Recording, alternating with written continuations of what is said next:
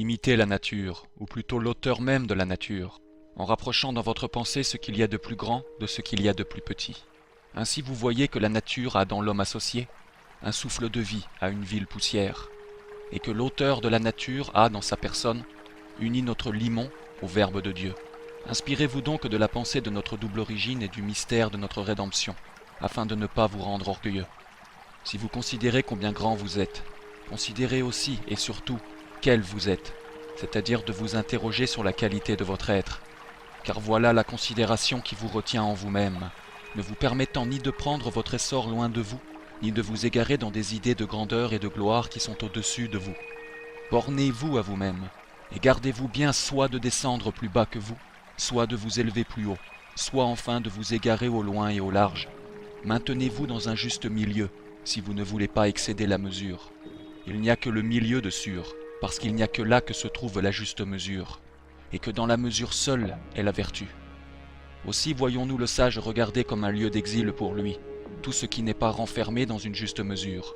Il ne se place ni au loin, parce que ce serait perdre toute mesure, ni au large, ce serait en sortir, ni au haut, ce serait l'excéder, ni au bas, ce serait ne la pas atteindre.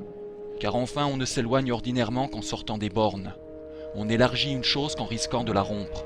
On ne l'élève qu'en s'exposant à la voir tomber, et on ne la baisse qu'au risque de la voir submerger. J'insiste sur ces explications de peur que vous ne croyiez que je veux parler ici de la longueur, de la largeur, de la sublimité et de la profondeur que l'apôtre, avec tous les saints, nous exhorte à saisir. Ici j'entends par longueur se promettre une longue vie, par largeur se répandre en soins superflus, par hauteur s'estimer plus qu'il ne faut, et par profondeur se laisser trop abattre. En effet, se promettre de longs jours, n'est-ce pas se laisser emporter au-delà de toute limite, en dépassant les bornes de la vie par l'étendue de ses projets? C'est en agissant ainsi qu'on voit des hommes, oublieux du moment où ils vivent, sortir de la vie présente pour s'élancer, par de vains projets, dans un avenir qui ne sera jamais pour eux, et ne leur servira de rien. Il en est de même de l'esprit qui veut embrasser trop de choses à la fois. Il ne peut manquer d'être déchiré par la multitude de ses soucis, car en tendant trop une étoffe, on l'amincit d'abord, puis on la déchire. Quant aux pensées présomptueuses qui nous élèvent, qu'est-ce autre chose que le prélude d'une chute plus profonde? Vous savez qu'il est dit, notre cœur s'élève et puis tombe. Proverbe 18-12.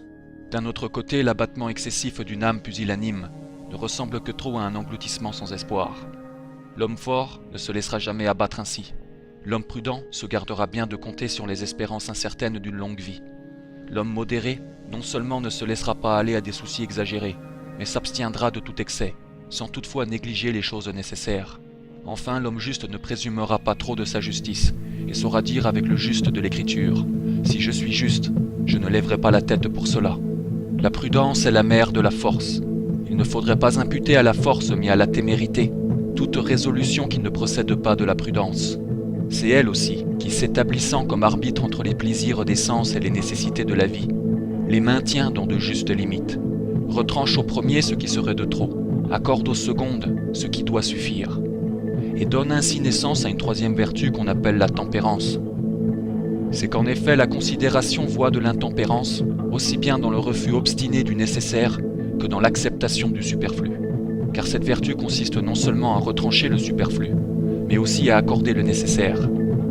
C'est un sentiment que l'apôtre ne semble pas seulement favoriser, mais donner pour le sien quand il nous recommande de prendre soin de notre chair, sans toutefois aller jusqu'à en satisfaire tous les désirs.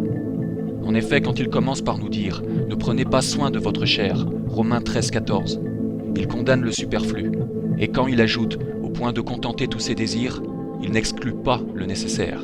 Ce serait donc donner une définition exacte de la tempérance que de dire que c'est une vertu qui ne se tient ni en deçà, ni au-delà du nécessaire. Il faut que notre esprit se replie sur lui-même pour trouver en soi la règle de la justice, qui consiste à ne pas faire aux autres ce que nous ne voudrions pas qu'on nous fasse à nous-mêmes, et à leur faire au contraire tout ce que nous voudrions qu'on nous fasse. La justice elle-même, pour ne pas cesser d'être juste, ne doit pas s'écarter de la mesure, que la tempérance lui prescrit en ces termes par la bouche du sage. Ne soyez pas plus juste qu'il ne faut. Ecclésiaste 7-17. Comme s'il voulait faire entendre par là que la justice ne mérite pas d'être réputée justice, quand elle cesse d'avoir la tempérance pour règle. La sagesse elle-même se soumet aux freins de la tempérance, puisque saint Paul, avec cette sagesse qu'il tenait d'en haut, nous dit de ne pas être plus sage qu'il ne faut, mais de l'être avec la sobriété. Le milieu est lui-même comme l'essence et l'âme de toutes les vertus, car il les rapproche si bien les unes des autres qu'elles semblent toutes ne faire plus qu'une. On serait d'autant plus porté à croire qu'il en est ainsi, qu'elles ne participent pas seulement à ce juste milieu dans de certaines proportions, mais le possèdent chacune séparément tout entier. Quoi de plus essentiel à la justice que ce juste milieu dont nous parlons? C'est le propre de la justice, de la force et de la tempérance, de garder un juste milieu. Ce qui les distingue les unes des autres, c'est la manière dont elles le gardent. Ainsi donc, le propre de la justice est de chercher ce milieu, celui de la force, de s'en mettre en possession, et celui de la tempérance, de savoir le garder.